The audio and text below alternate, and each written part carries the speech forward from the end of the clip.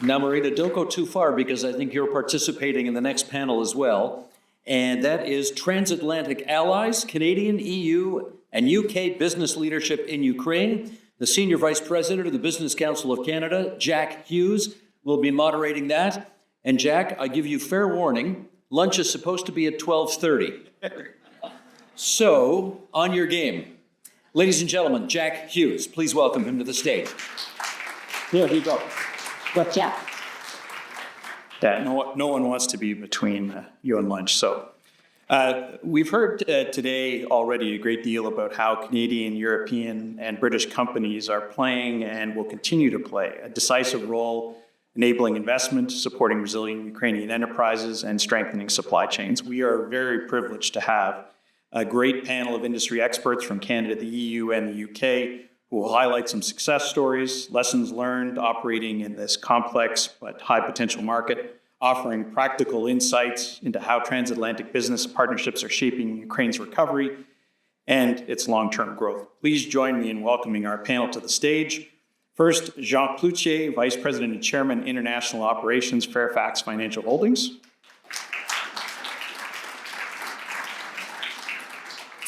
Second, Vlad Luzanov, CFO of TIU Canada.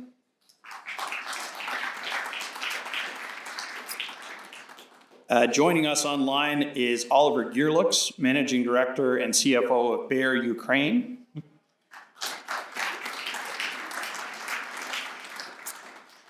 Roy Allen Cornish, Director of Finance of Carlsberg, Canada. And please join me in welcoming back to the stage Marina Cliston, CEO of Ukraine Invest. I haven't seen Oliver come up, and I just want to make sure that he's with us. And if he is, there he is. And you can hear us, Oliver? Oh, perfect. Excellent. Good afternoon. Thank you. Thank you very much. Thank you for joining us. Marina just gave us an excellent overview of Ukraine Invest, but maybe I'll ask each of our panelists, maybe starting with you, Jean, just to tell us a bit about your organization, as well as its history and presence in. Yeah, no, thank you, and glad to be here again this year. You've seen a lot about our organization already in previous presentations, so I work with Fairfax Financial Holdings. We entered Ukraine in 2015 when a lot of other investors were leaving Ukraine. So for us, that created a huge opportunity. You've heard from the Ukraine Invest presentation that we're significant in the agriculture sector. And then you've also seen that we're pretty active on the insurance. We're the leading non-life insurance group in Ukraine. There's been a few comments about war risk insurance. I think it's been mentioned a few times today. But and we're the leading provider of war risk insurance. I think later on today, Jack, I think I'm going to say a little more in terms of details. But that's been our presence in Ukraine. It's been great on the investment, on the insurance, and it's a long-term view for us. And we're, we've done well so far, and we plan to be there for the long term. Fantastic. Vlad, tell us a little bit about TIU. Thank you. I'm a substitution for our CEO, Michael Yurkovich. Unfortunately, he could not be here, but he's sending his regards to his organizers and I guess. TIU Canada is a Calgary-based renewable energy company with operations in Canada, Poland, and Ukraine. Specifically in Ukraine, we operate 3 power plants in the southern part of Ukraine, and we're also building another one in the western part, near one of Frankivsk. And we've been in Ukraine since 2017. Right now, Carlsberg. Yes. I hope everyone recognises the name and associates it with the probably the best there in the world. But Carlsberg's been in Ukraine a long time. As a group, it first invested in its first brewery in the mid-90s. So very soon after the collapse of the Soviet Union. Followed that up quickly 3 years later with its second brewery, and in 2004 built a greenfield brewery in Kiev. I think just those facts sort of will tell you how much faith and trust that the Carlsberg Group puts in Ukraine, and how much confidence is still in it. And when following Russia's illegal and barbaric invasion in 2022, it doubled down. First of all,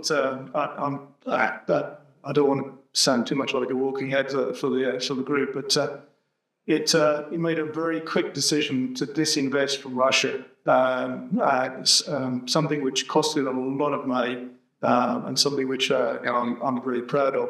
But then, following that, it continued to invest behind the Ukrainian company in all sorts of different ways, which we'll get on to later. But there for the long haul and very loyal. Thank you.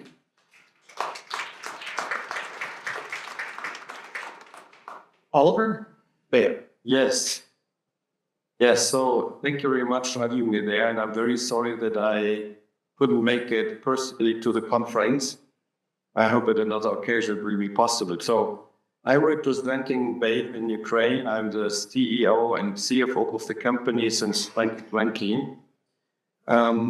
Bayer has been in Ukraine since 1992, so very shortly after Ukraine was founded in 1991.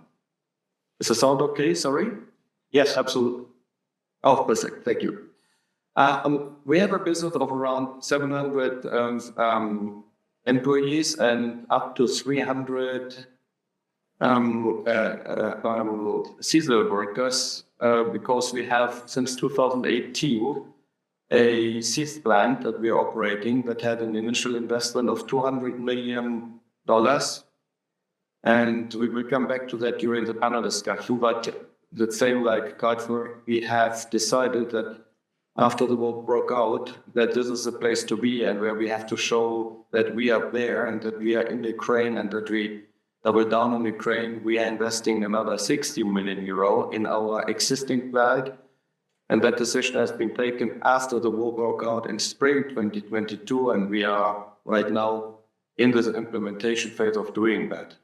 So yes, for us, it's also being in Ukraine, and we see a great future for Ukraine as an independent, free, democratic country, and hopefully in a foreseeable future EU member. And that's why we are confident with our investment that we are doing since 22. Thank you for that.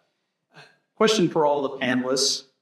I think everyone here would be very interested in learning how both the reconstruction landscape and the wartime environment has changed your operating strategies or your business strategies. And Rena, perhaps you want to talk to Ukraine investors, some of your customers, but perhaps you could start us off.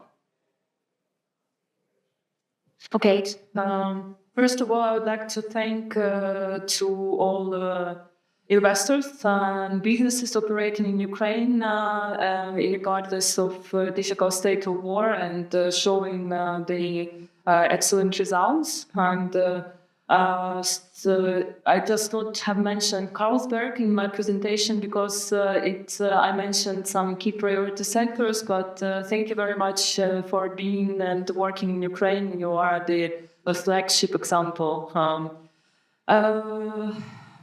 As for the investment landscape, we have regardless of the situation, we have a positive trend of investor interest and investor appetite in various sectors. And of course, we have a trend of Western region being more advantageous, meaning that more comfortable to enter for any type of investment.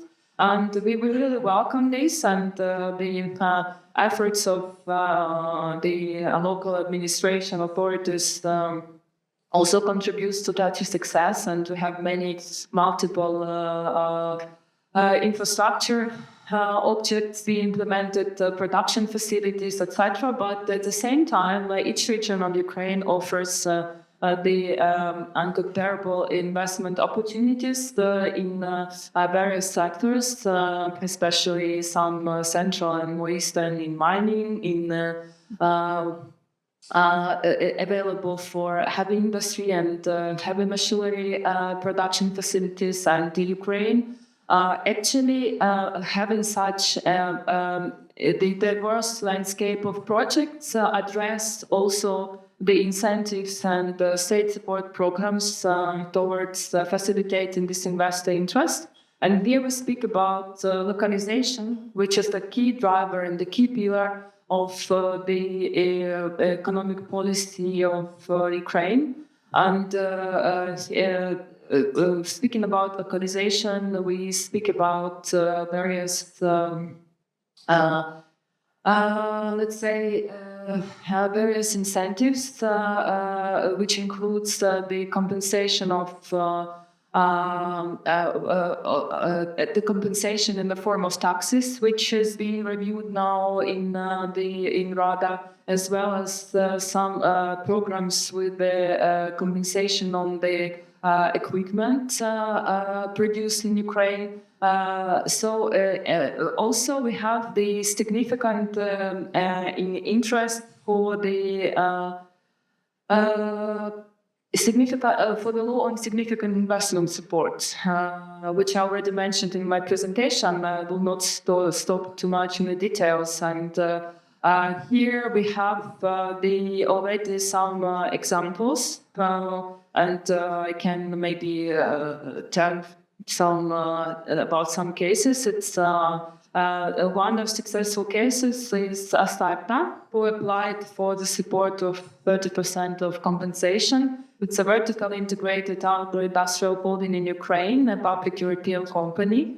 Fairfax Financial Holding Limited acquired almost 2.5 million shares of a startup holding, which comprises 10% stake at the Warsaw Stock Exchange. So the cost was 35.6 million, and the corresponding agreement the parties reached in August 24, 2016. And the Cabinet of Ministers of Ukraine has approved a list of goods that Astarta Agro-Protein LLC may import without paying custom duties. This is an example of how the program is applied instrumentally. These goods include equipment and components for a soybean deep processing plant currently under construction in Poltava region. The decision was adopted within the framework of a special investment agreement concluded between the government and the start on October 2024. So the decision is based on the law of Ukraine on state support for investment projects with significant investment in Ukraine. Investors who sign a special investment agreement and invest from 12 million into CAPEX are eligible for incentives and preferences amounting to up to 30% of capital investments. Astarta became the first company to rely on the legislation on state support for significant investments while implementing its investment project. The second ongoing case, which we could admit, is Kingspan Group. After thorough preparation and with the support of Ukraine Invest, Irish company Kingspan Group submitted an application, and still in the process, to the Ministry of Economy, Environment and Agriculture of Ukraine to receive the state support under the law under this law. Kingspan is actually implementing a major investment project in Ukraine. The company plans to build the construction technology compounds in the western region, which will produce advanced insulation materials and centralized heating solutions to meet growing demand for energy-efficient buildings in Central and Eastern Europe. So this is about the Kingspan. Maybe it's not for an example. So we have some projects coming in our pipelines, and also we have some interest for this program, and we are working on considering the lessons learned, and we are working on drafting the proposals to maybe in future considering improving some aspects of this very efficient legislation to make it accessible for more companies. And that's fantastic in your enthusiasm and optimism. This is infectious, I know. Ryan Allen, perhaps you could tell us your career in quote. Ryan, how has your business because of this strategy changed, particularly in the last 4 years? Yeah, so obviously it's had to adapt, to the changing situation. Let me sort of put on the table that with 3 breweries, one in the west, one in the east, and one in the centre, and the Colours of Ukraine had sort of, I suppose, a bit of an advantage in that we had resilience. If any one of those breweries had been hit, it would have been relatively easy to switch production to the other 2. Fortunately, we had not been hit, and I think there's an important point here, which is that what is happening in Ukraine, people are being killed every day. It's tragic, and but it's always the bad news which hits the news. It's the headlines. If you look at it, in the cold light of day, and statistically say, how much is the risk of personal injury or injury to or damage to property increase? It's actually quite small. And Carlsberg sort of took a pragmatic approach and said, okay, there's we've got all this investment in the country. Let's go for it. Of course, employee safety came first. So there had to be investment behind bomb shelters, safety precautions, because there's a lot of hazardous materials in breweries, and also the power cuts put a huge strain on our employees. So devices to allow them to continue working from home, keep the heating on, keep the lights on, all of that. But that was all of that was part of the adaptation. And I have to say, I'm sure Carl's very good. We're very happy with that approach, because it's Ukraine. If you're prepared to invest, it will reward you. Vlad, how about your experience at TME in the last 4 years? So it's kind of similar. We also have 3 facilities, a little bit more concentrated in the south. But again, luckily they should not be hit. But operating critical infrastructure in the war zone does require a lot of resilience. And the way TU went about it, we've incorporated a lot of redundancies in our operations. It is very hard to find experienced and skilled personnel in Ukraine these days. So we basically overhired to some key positions. So for example, if there's a role for 1 engineer, we'd have 3, because one might be hit by a missile, another one might be conscripted, and we still have capacity to provide clean energy to people of Ukraine. We're also built up on the resource for key components and spare parts. Because of the major disruption to supply chains, we want to make sure we have enough in stock that if something happens, we can repair the damage quickly and continue operating. Additionally, we work on over-engineer our existing facilities, our new facility, because of ongoing attacks, Russian attacks on the power grid. There are constant disconnections or power surges. And in order to equip and to withstand this extreme mode of operation, we need to implement additional measures to make sure that we can continue working. And last but not least, we have increased the community support and donations in Ukraine. So our Ukrainian companies provided directly to the communities who operate clothes and food and diesel generators. We also supported veterans. We've hired many of them for our companies, and we directly support the charity in Ukraine that helps to reintroduce the soldiers who were discharged from military into civil life. Sean? Yeah, first, I think my friends on Ukraine Invest is doing a pretty good job at plugging Fairfax, so I appreciate this. in line to what the others have said. I don't think any of us thought, certainly never thought that in my career, I would have to face, business during war. So I think we have to recognize that. The first message from our CEO when the war started was, this is not about business anymore. It's about our people. And from day one, a little bit like my colleagues, we went in high gear to support all our employees in terms of material. We moved people out of country if they needed to.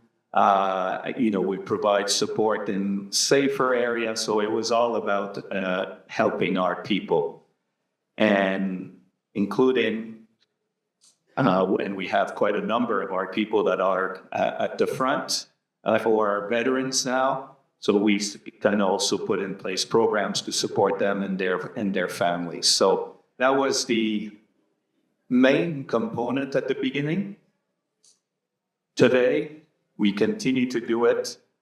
One aspect that is changing and is evolving very, very quickly is this is taking a toll psychologically and mentally on our people now. Mental health support is probably one of our number one priority now in terms of helping our people.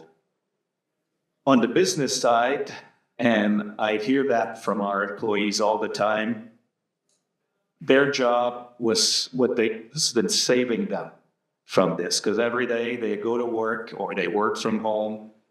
We never stop business on any day. We continue to provide insurance, and that has also been very therapeutic, I would say, for our people. So the business has evolved. We've grown. But it's been quite challenging, and as I mentioned, right now, the mental health support is key. I think you might have seen, I know last year that Air was here, so we've conducted a study in terms of trying to figure out the impact, and we're trying to come up with a solution. So that's kind of how it has evolved. This will end. We're in for the long term. This will end, but we're trying to make sure our employees, which are key, are well taken care of. Thank you. Oliver.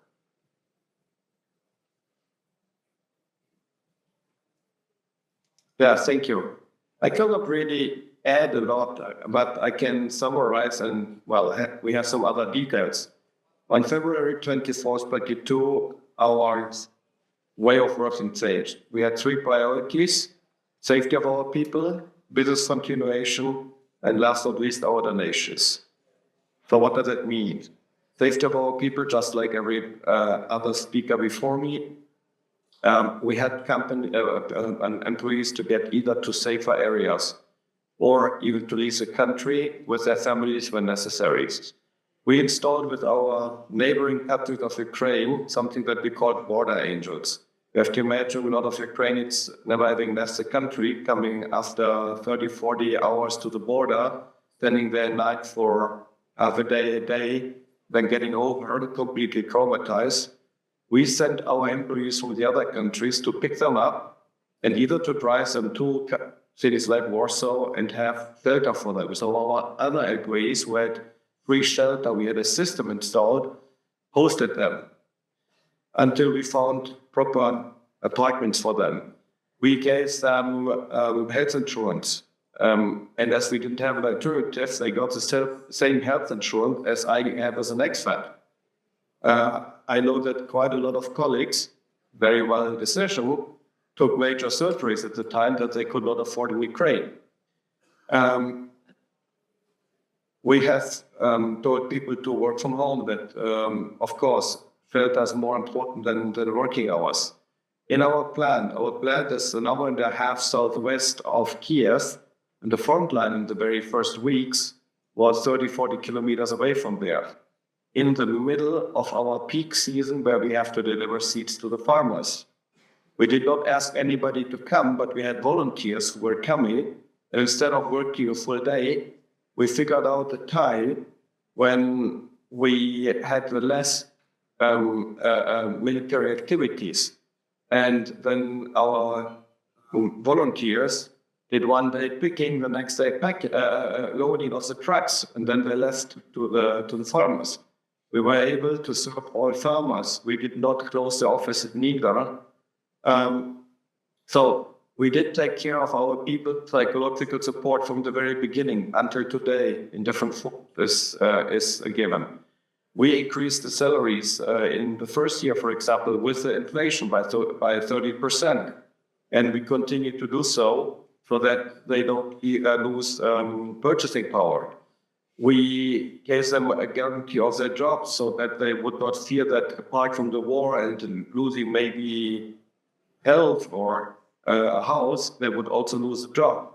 So that was very important for us. When it comes to business, we went into the cloud. Our servers were brought abroad.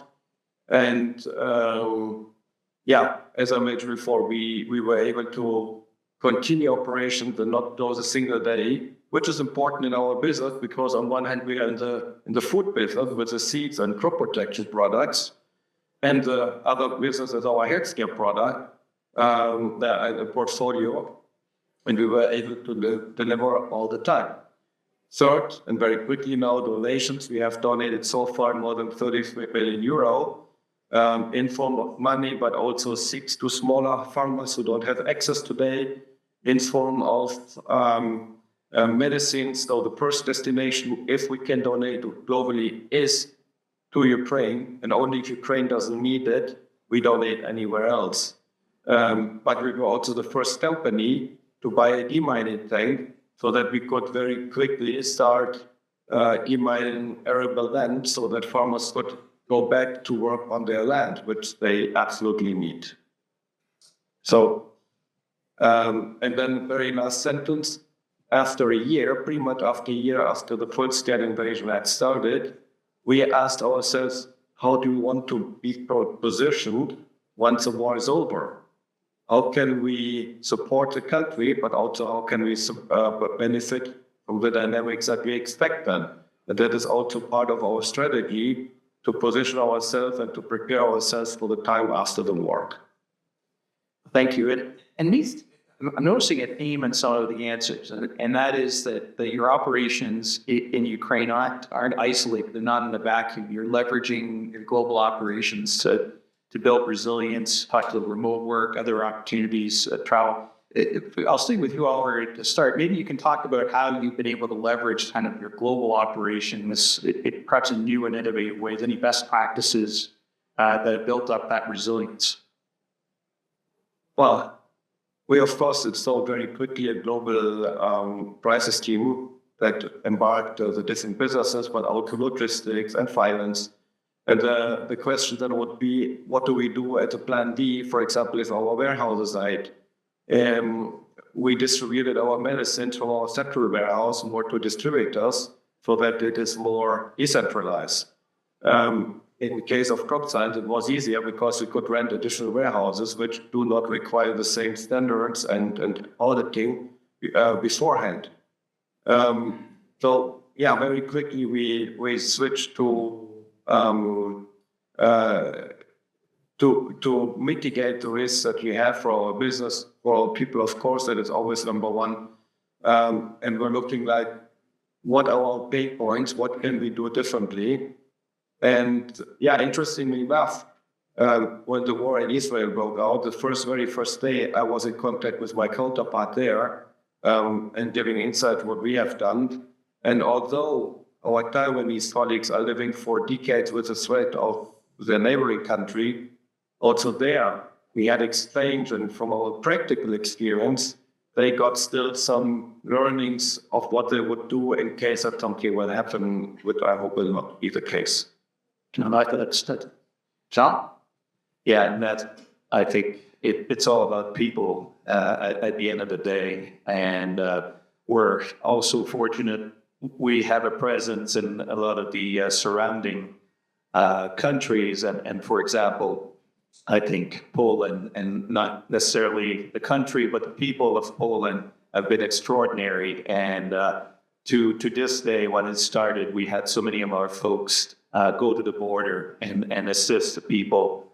And, you know, so although we are global, a lot of it came to individual. And I had, you know, numerous calls from people all over the world saying, how can they help? Obviously, from a monetary point of view, from a material and equipment. Some people had homes they open up to their colleagues. So I think for us, that kind of showed a lot of who we are, what we call our Fairfax, which is our fair and friendly culture. And that, you know, was shown in spades at that time. Like, So we have slightly small operations and our colleagues here, but nevertheless, when the war just started and there was the risk of Russian troops taking over Kiev, we also evacuated all of our staff from Kiev into Western Ukraine. And we did provide them later with specific training. We also have an oversized office in Poland in case we need to move some of our Ukrainian colleagues there. And finally, we do use our global expertise to assist our Ukrainian colleagues on the technical side. right. Yeah, there's a lot in common between us, I think. I mean, there wasn't a lot that the Carlsberg Group could do specifically hands-on to help Carlsberg Ukraine after the war started. But the outpouring of support, was just amazing, and that in itself was a boost. But that on a practical level, the group just stood behind Carlsberg Ukrainian, not just in sort of continuing business as usual, but there was the investment, and again, personal safety, the bomb shelters, the personal devices, the psychological help, continual paying of salaries for the mobilized employees. But beyond that, they invested, they allowed Carlsberg Ukraine to invest behind expansion. I think unbelievable when I look back and think about it. But that was the most, I suppose, tangible support that they gave us. Perfect. I noticed our time clock as a moderator has been shifting around. I believe we have 10 minutes left. I'm looking at Ola and make sure we're showing is, yeah, perfect. That's like, we're showing his overtime up here, but it's just fine. Marina, I think the next question that I might ask each of you is one, sure, while thinking about it, conflict clearly is a dominant factor, but aside from that, based on the experience of those that you're working with in Crane Invest, what would you say some of the biggest barriers to entry there really are? Either entrance to the Ukraine or scaling in the Ukrainian market, and what are kind of some of the either your best practices or lessons learned for how to overcome? Thank you for this question. There are some barriers for sure, but there is also a lack of awareness, which also sometimes could be a barrier, and also the lack of facilitation at some point. And this is our focus as Ukraine Invest to synchronize all stakeholders on a practical level inside Ukraine in order to have to provide a smooth and transparent experience to the investor and the resulting dialogue with investor. When we hear the main challenges and the main complications he faces, or even the main concerns he sees as being at a barrier, which may be factually not. But the one of important aspect is, of course, the reforms agenda. Something about, or everything about investment, climate, and business climate. And we also know that Ukraine is on the active path to the European Union. So it means that our investment and business climate is on the high agenda of reformation to be matching the standards of EU acquis. The significant part of reforms stipulated by Ukraine plan are about business environment reforms.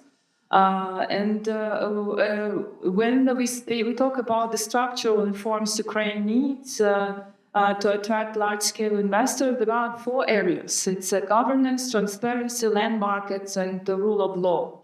As for the governance, Ukraine has shifted real power and budgets to the local level. So today, around 1,500 communities control their own land, use, develop strategies and finances. So it's all about speaking with, working with the municipalities and financing municipality projects. Second is procurement transparency and regulatory simplifications. When I speak about that, I'm just speaking about the state of things, but certainly we are all ears to listen to our investors, and some of you have already shared some feedbacks. Like Oliver, thank you very much, and it's duly noted, and maybe soon we'll know some updates on our significant law investment. But returning to procurement, Ukraine runs one of the Europe's most transparently monitored procurement system, ProZorro, where 98% of all tenders are conducted online. Since 2022 alone, it has delivered 92 million in verified anti-corruption savings. Add to that the 75% reduction in business registration time and the repeal of 20% of outdated regulations. Third, land and agricultural market reform. For the first time in the history, Ukraine opened its land market in 2021. All sales and business are digital and legally secure. This unlocked new credit lines from international financial institutions. Fourth, rule of law and anti-corruption institutions. Ukraine has now a complete and independent anti-corruption ecosystem. And looking ahead, Ukraine is comparing 533 indicator reforms, the matrix with the requirements of and expectations of our international partners. Perfect. Thank you. Rael, what challenges and how you're working? Yeah, it's a tough one actually, because for those businesses and companies which are already in Ukraine, it's I think they understand the risks and they understand the rewards, and so relatively easy decision just to keep going and to keep on moving forward. For those businesses who are contemplating investing in Ukraine, I'll be honest, it must be a hard sell to shareholders and investors. And so I'm going to approach this unashamedly, because I'm a finance person. I'm going to approach it from a finance angle. I think the single biggest thing that can be done to incentivize or encourage people to invest in Ukraine is to mitigate or take away the risk. And I'm looking at and I'm thinking specifically about insurance. And I know a lot has already been done about that, but for those industries which require large capital investment on the ground, I think there's more that can be done. And it's and I'm not talking about the individual insurance companies. I'm thinking about more state support, which is a relatively cheap and easy thing to do. They can put the warranties and the guarantees behind the insurance companies. And as I said earlier, if they analyze the risk, it's not as big as people might imagine when they're looking at the headlines individually. Thank you very much. And Jean, maybe you can speak a little bit more about that. Well, a few things. People watch the news, so that is something they see. I think there's still concerns about doing business in Ukraine, and the corruption word has come out. But for some of us, as my colleague had mentioned, it's a lot about risk, and I think a lot of investors are risk averse. We love risk. That's what we do. As long as we can evaluate it, manage it, that's not always under our control. We love to take risk, and that's probably one of the reasons we went into Ukraine. At that point in 2015, it was viewed as very risky. So for us, I think these elements, Jan, and I agree, there are a number on the financial side, vehicles, traditional insurance, guarantees, government support that can be put in place. But unfortunately, and I think generally Canadian investors are still shy, I will use that word, about investing in Ukraine. And hopefully the three of us here are examples of people that have taken that risk and do fairly well. But there's still non-financial component related to doing business that will take time. And I think the country is doing a lot itself to, in terms of transparency, in terms of governance, that will help, but that will take time. Vlad, care to expand on that here from your own experience?